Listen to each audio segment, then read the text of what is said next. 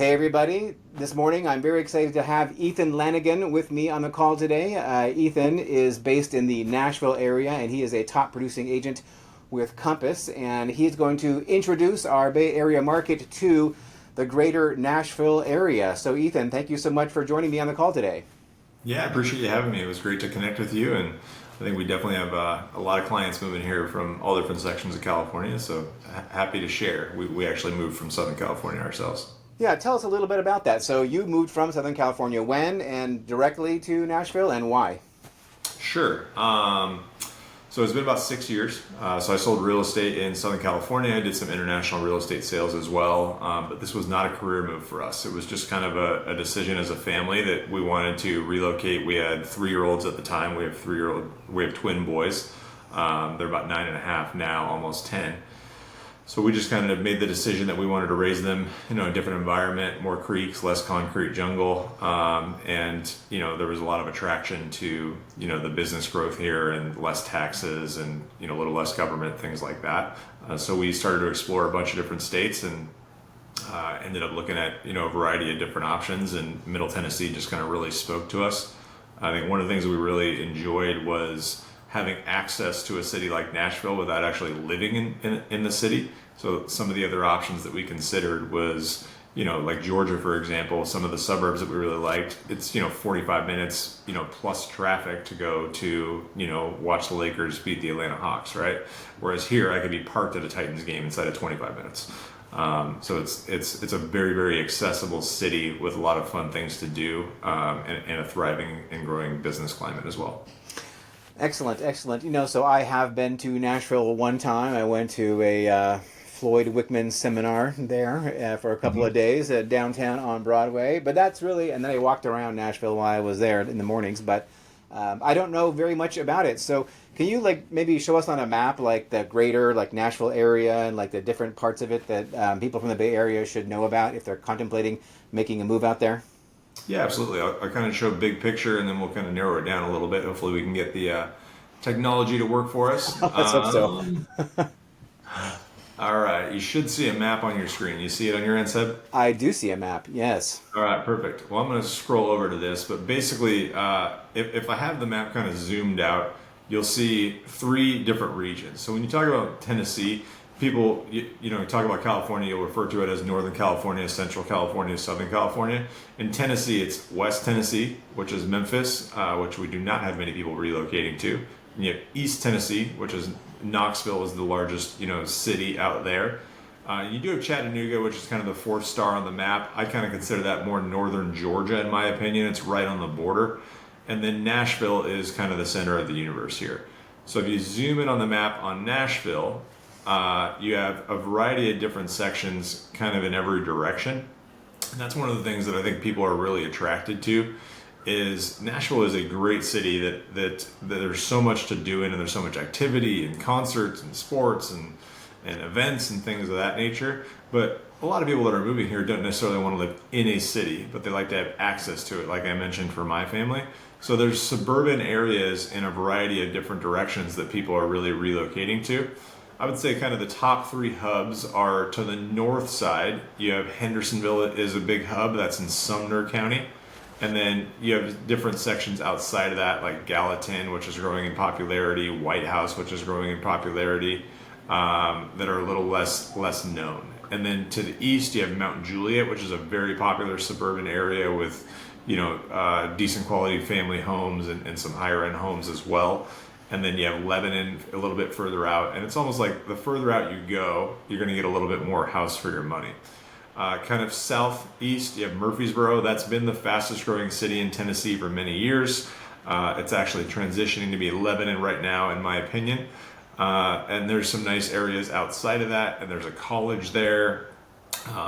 Good bang for your buck area. I would say the big knock to this area is the traffic on 24 is probably the worst in Nashville. It certainly does not compare to California traffic, but it is a factor. And then the south section is where I live. This is what's known as Williamson County, which is a big hot spot for, a lot of people relocating that are coming from states with higher cost of living, because it is a higher end area of Middle Tennessee. But that's Franklin, the majority of Brentwood, Nolensville, Arrington, College Grove, Thompson Station, and about half of Spring Hill, and the majority of Fairview, which is more of a rural section out here on the other side. So those are kind of the three quadrants or sections, I guess we'll say, of Greater Nashville, where the majority of people are relocating to. We're probably seeing the biggest influx coming into the South, from areas like the Bay Area, because it is a higher priced market where your money goes a lot further when you move out to Tennessee in the southern section, which is kind of Franklin, Brentwood, and Williamson County. And there's a lot of great neighborhoods within Nashville as well that are very popular if you do want more urban living.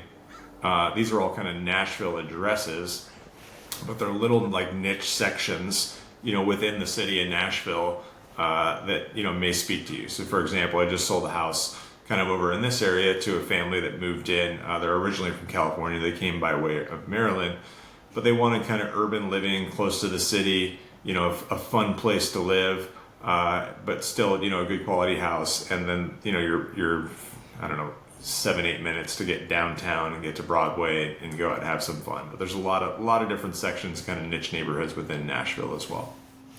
So how big is Nashville exactly? So I guess the way that I would explain it is I can drive from the Kentucky border up here to my house in Franklin, which is about 25 minutes south of Nashville, in about an hour, right? And I could also drive from my house in Franklin to the Alabama border in about an hour. So that's middle Tennessee, top to bottom is less than 2 hours, right? So it's a much smaller geographic area than driving, north to south of California, being, a lengthier state. But one of the things that is unique here, in my opinion, is when you look at an area like California, so when you're comparing it to, Orange County, where we moved from originally, or Los Angeles County, or Ventura County, where I was actually born, you have these big counties, right? Whereas in Middle Tennessee, this area, which we refer to as Greater Nashville, is actually like 14 or 16 counties. So the counties are actually relatively small outside of Greater Nashville. So this is Williamson County, which is where I happen to live. I could drive across this in about 15, 20 minutes, right? Wow. Assuming there's no traffic. So you can go, you're just taking the interstate and you're hopping on in Brentwood, and you're ending at about Spring Hill. And it's about, 15, 20 minute drive depending on the traffic flow. And then this is Davidson County, and then you have Sumner County and Wilson County. So you have all these counties that are not that big, but are a little bit separate, and they kind of have defining cities, within the county that people know by name.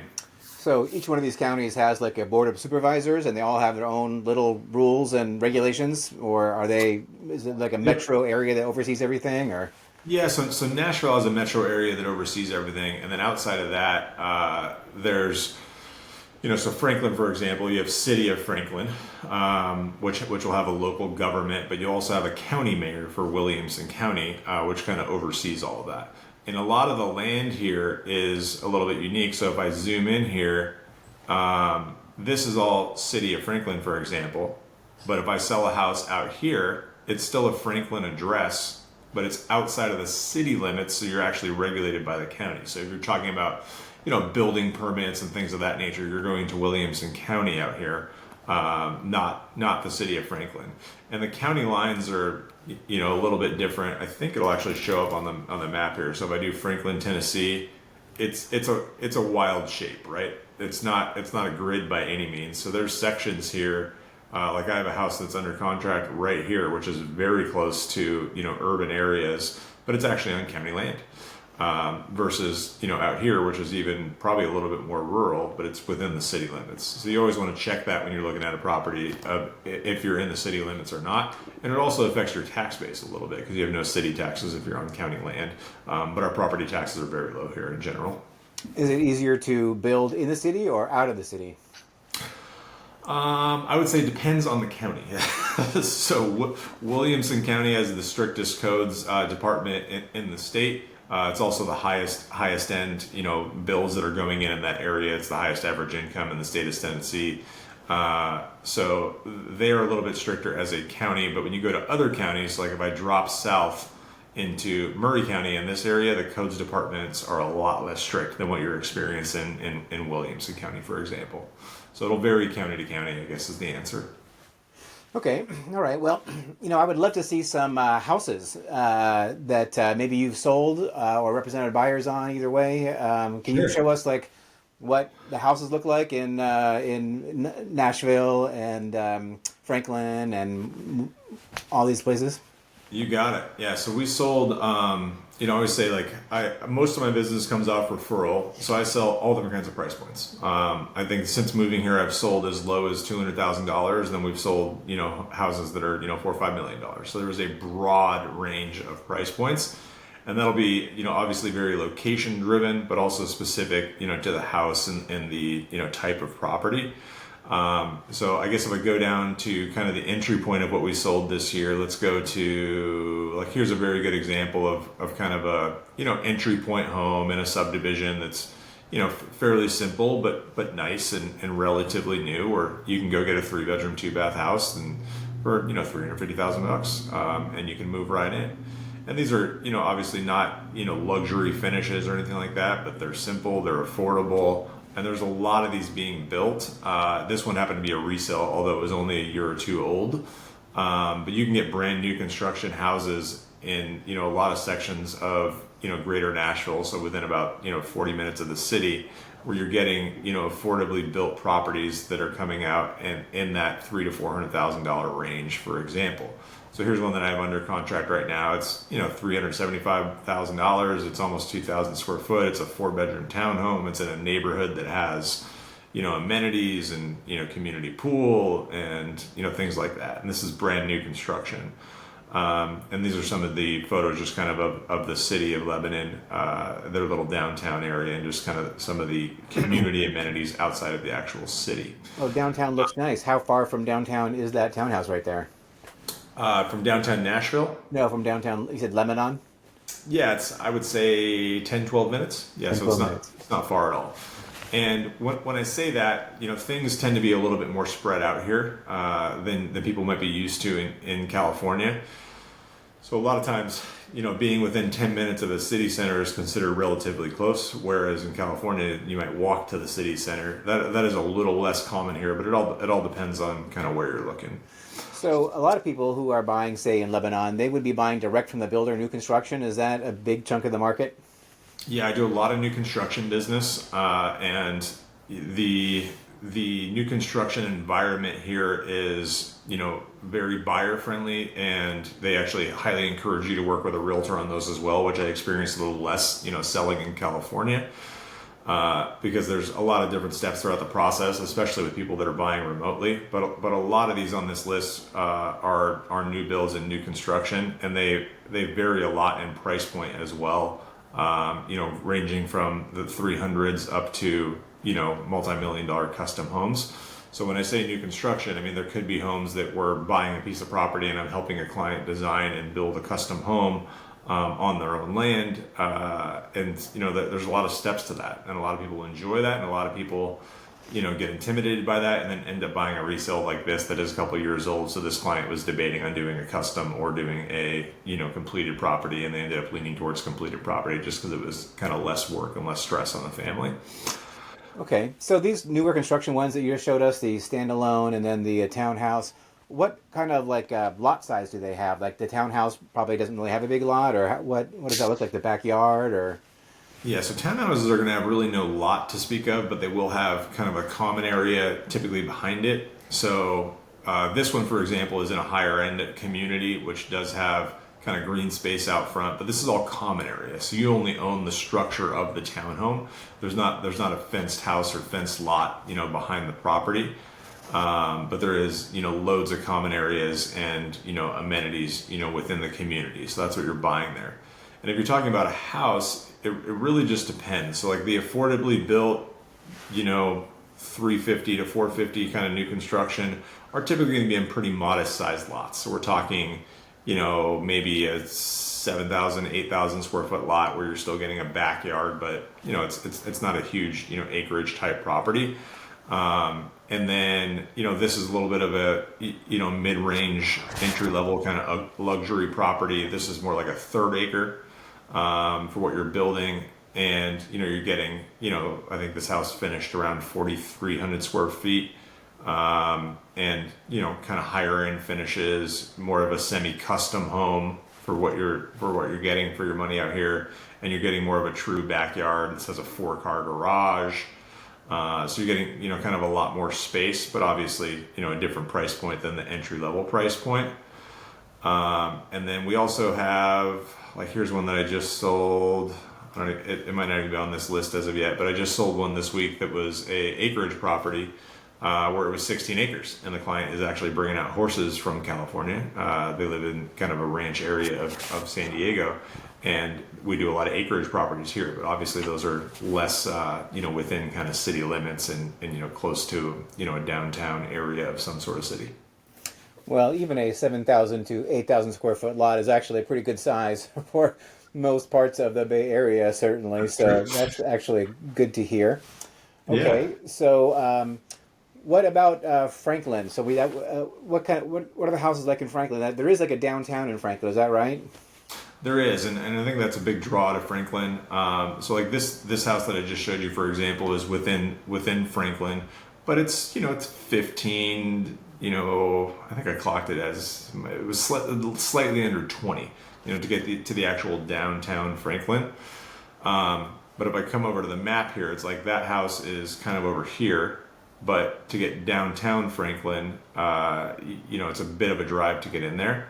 And then if you zoom in on the map here, this section of off 65, where you'll see a little bit more gray areas, this is what's known as Cool Springs. And this is one of the reasons why Franklin, Brentwood, and these areas are so popular, is inside of this general area, you have kind of everything you could ever ask, right?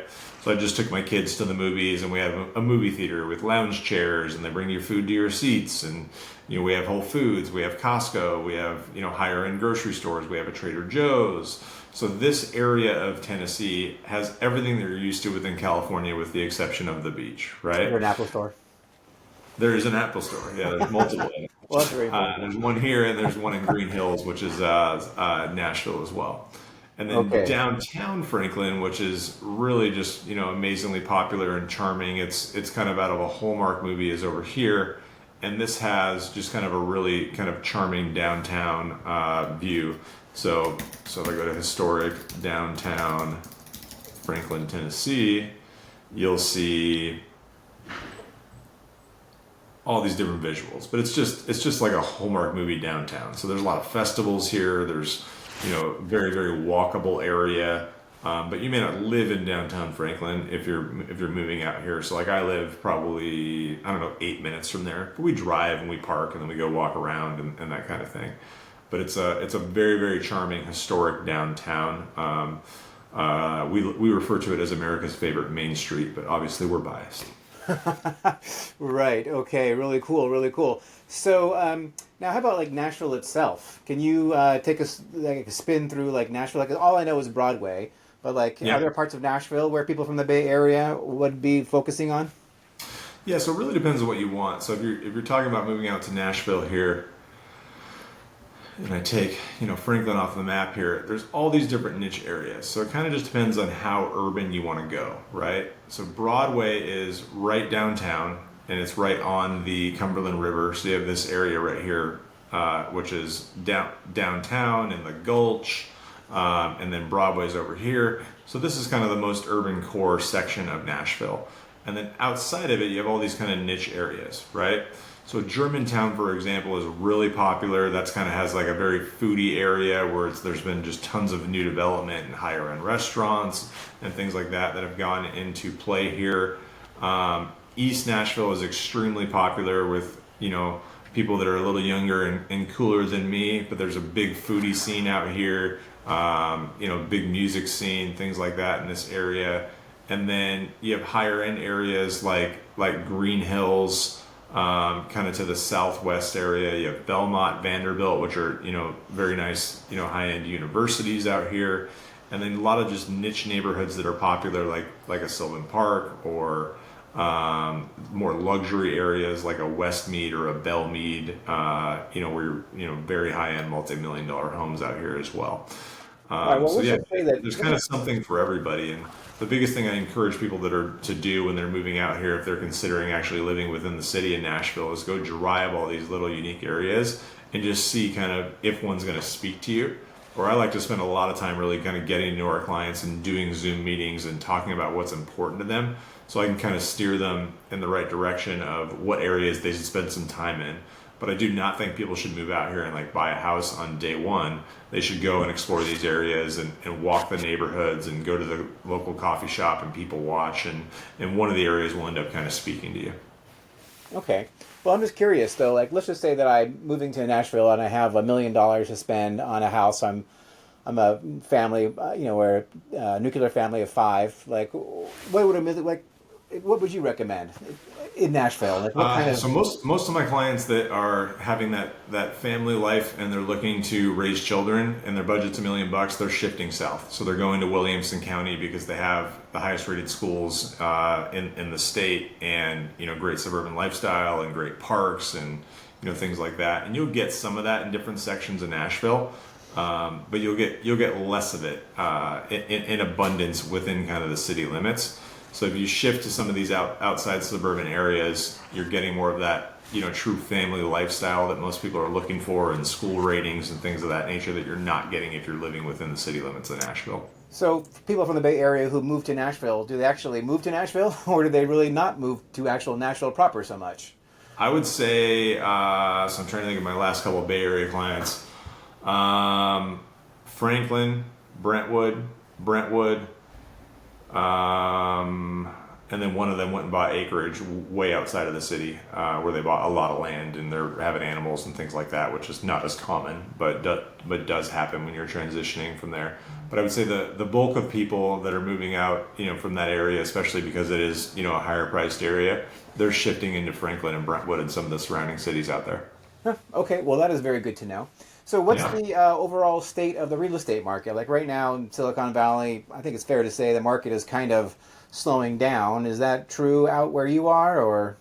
It is. I mean, so we've experienced a slowdown. So like this is a house I just sold that's closing next week. And, this was, I think we had about 10 days on market before it sold. This is very close to downtown Franklin. It's about 4,000 square foot, including basement square footage. And we had 12 days on market. Which is relatively low, for days on market, but it was a phenomenal location. However, it did need to be completely renovated.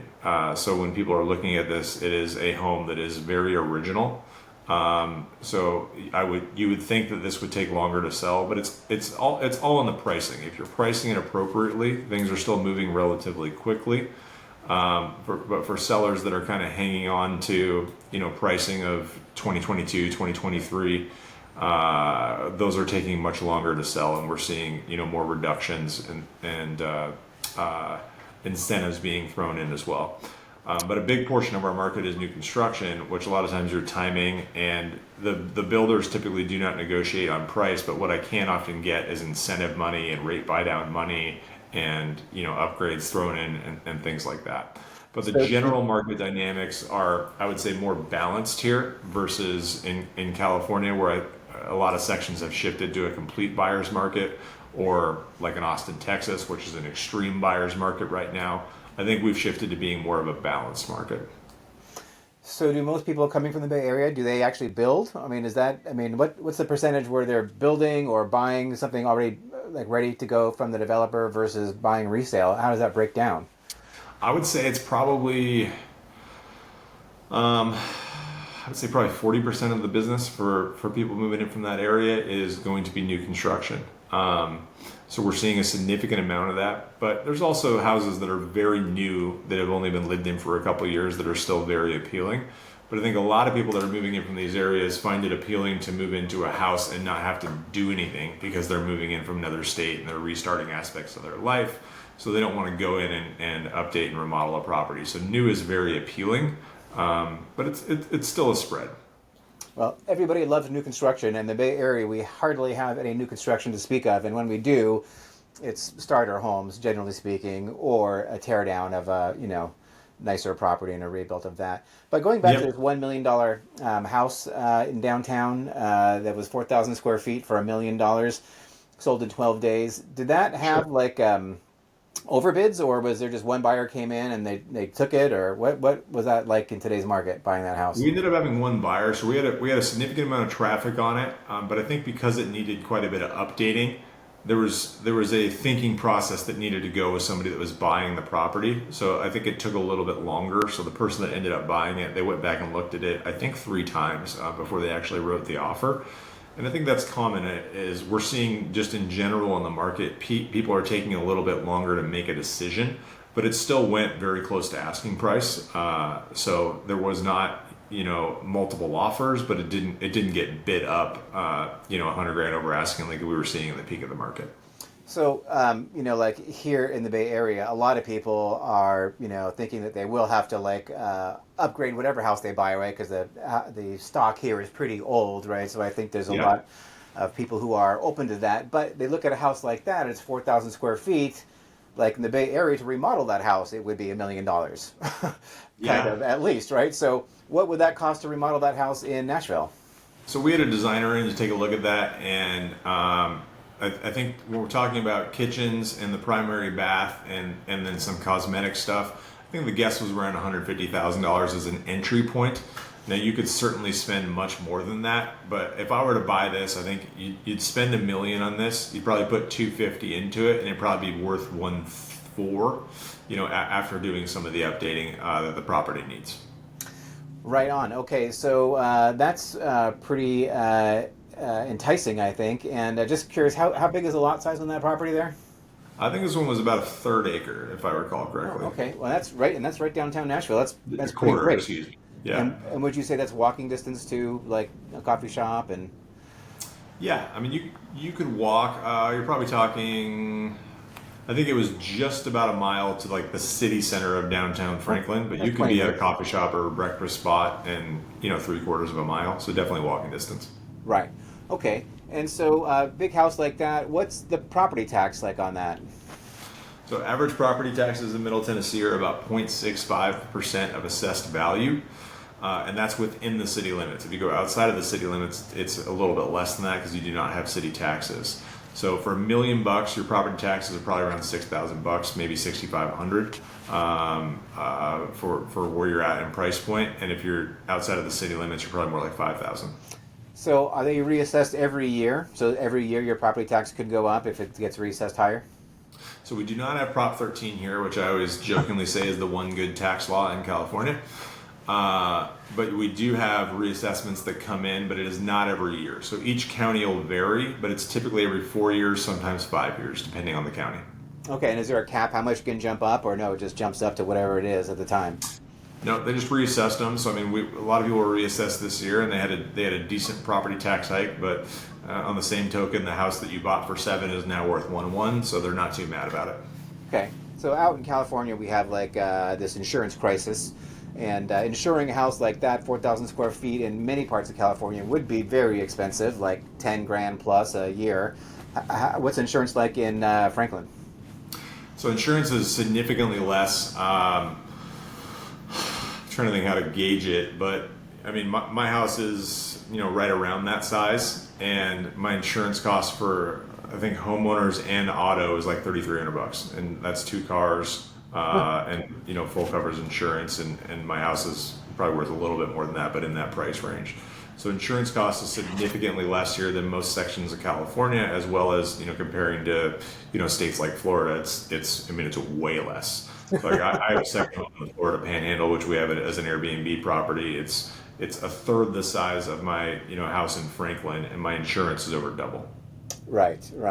And so, what's the weather like? I mean, I was there in December. It seemed cold, but not freezing. I mean, what's the variation like? So, we have spring and fall, which everybody loves, right? It's magical, changing of colors. Great weather, not too hot, not too cold, not too humid. You have the winter, which I was very intimidated by. Worried I'm going to be cold constantly. Doesn't bother me at all. We'll have 1 or 2 snow dumps a year where it dumps down snow. Everybody takes a couple days off of work or works from home. The kids go sledding in the neighborhood, and then it's gone in a week.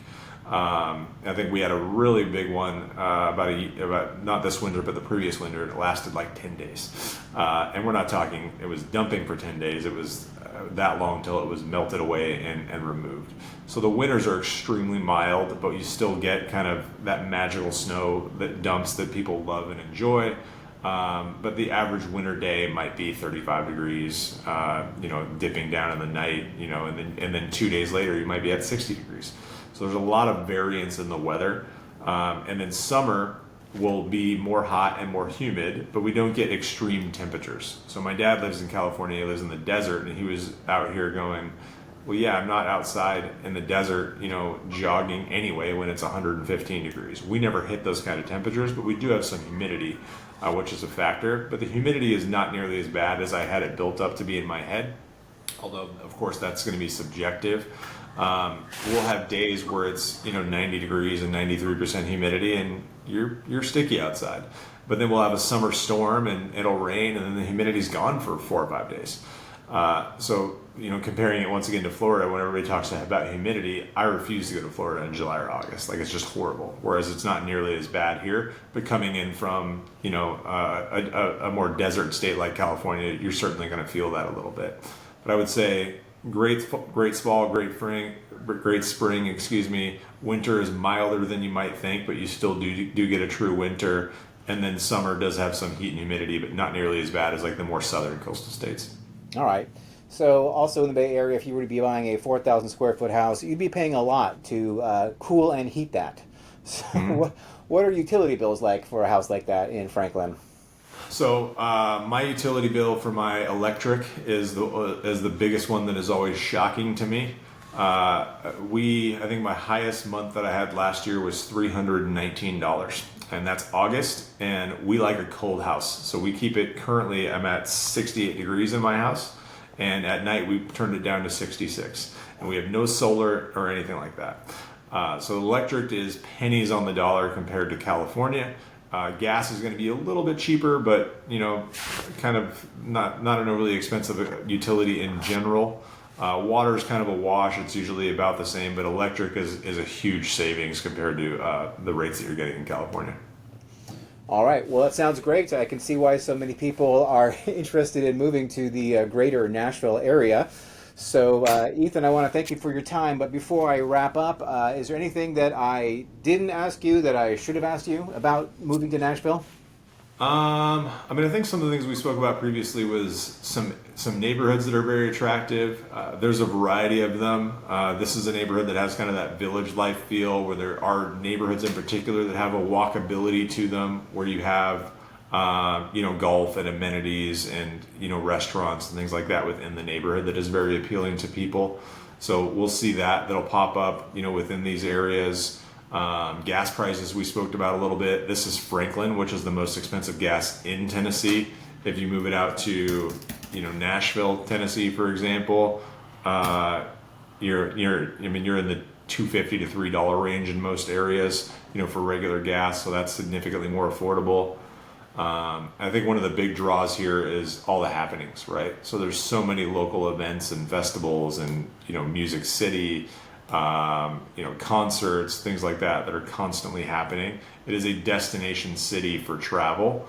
And then what else? We talked a little bit about business climate. So I think you previously had some questions about some of the business climate that's happening. There is a significant growth in business in Tennessee in general, but in particular in Middle Tennessee, we're having a huge wave of growth happening here. In-N-Out Burger headquarters is about a mile from my house, which is currently being built. That's a $126 million investment, probably, and rising. Oracle is doing a new campus on the river in Nashville. You have Facebook offices, Amazon offices, automotive, healthcare is a big industry here. So there's a significant amount of business growth that's happening, in Middle Tennessee as well. That we're seeing, an actual thriving economy. So there are actual jobs here, not just work remote. But we have a lot of clients that are moving here and working remote as well. Wow, that's fantastic. All right. So if people wanted to get a hold of you and to speak more about maybe moving to Nashville or Franklin or wherever, what's the best way to get a hold of you?